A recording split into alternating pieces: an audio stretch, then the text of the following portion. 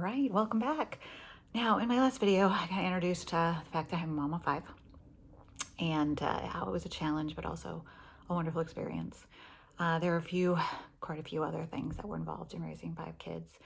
Organization, not one of my best skills in the whole world, but I did have a huge calendar that I would write on, and everyone had different color, so I would know what activities were coming and where everybody needed to go. There were a few times that we missed, a lot of times that we were sick. It seemed like once the kids started kindergarten, we were as sick as we'd ever been in our whole entire lives. And luckily, it got better by the time number five came along and went to kindergarten. I think we'd already had all the bugs, so we didn't get as sick. It's the same thing with the year I started teaching full time. I was just sick all the time. In our district, they give you 16 sick days your first year because they figure you're going to use them, and otherwise we get 12. But it was an experience with the kids, trying to get them here and there. You don't want to sit around at home with your kids all the time. You want to make sure they get out and they join sports and they join music and they play instruments and they learn how to do different things. I mean, all my kids enjoyed sports. I think G was in basketball and he was in hockey. Now, hockey was kind of a disaster. It didn't work out very well. Which honestly, I was okay with that. No one else seemed to really want to play it either.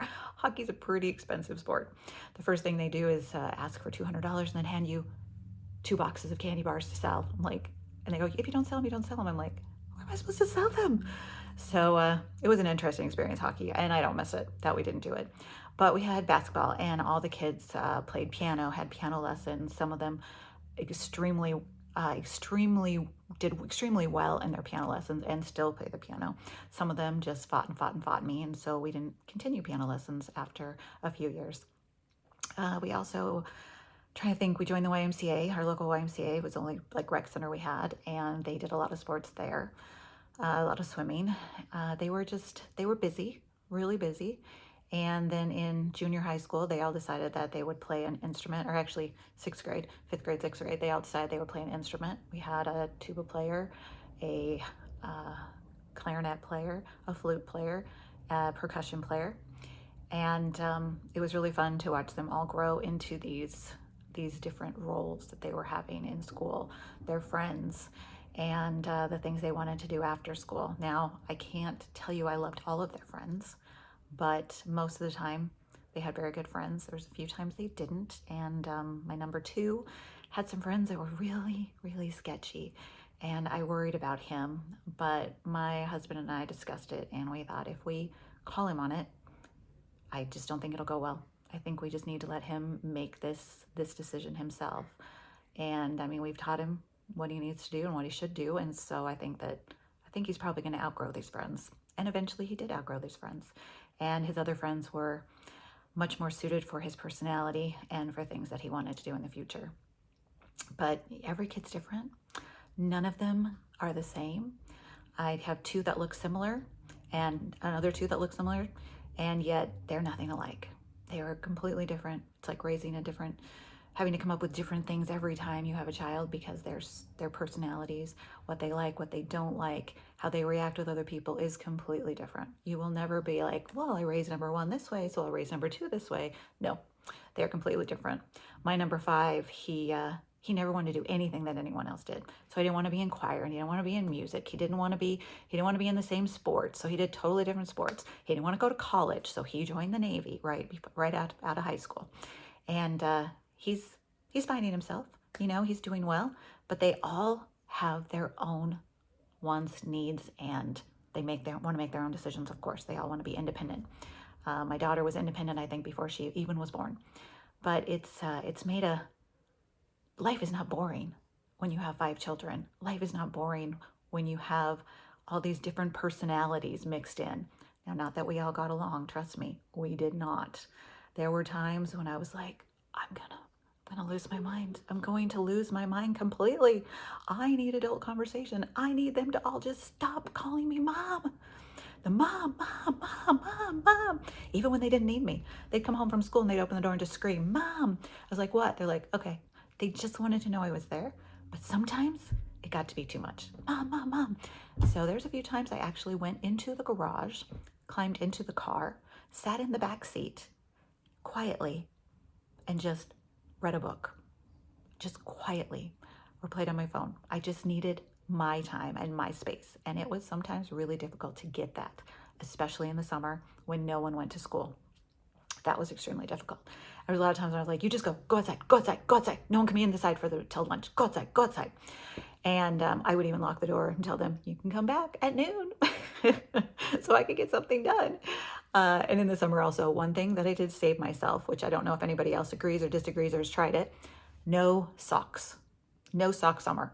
There were no socks from the minute school ended till the minute school started.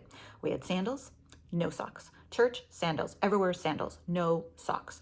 And I felt like it gave me a little bit of a reprieve from the sock bucket that just kept growing and growing, because trying to find the pairs got to be almost impossible. I think if I were to do it again, everyone would wear the same socks. And if they didn't want to, then they would do their own laundry and their own socks. I did get them to do their own laundry pretty young. We went through quite a few washing machines because of that decision, which may not have been the best, but they were more independent and they did start pairing their own socks up. But when they were little, no sock summer, no socks whatsoever. I didn't wear socks either, no socks.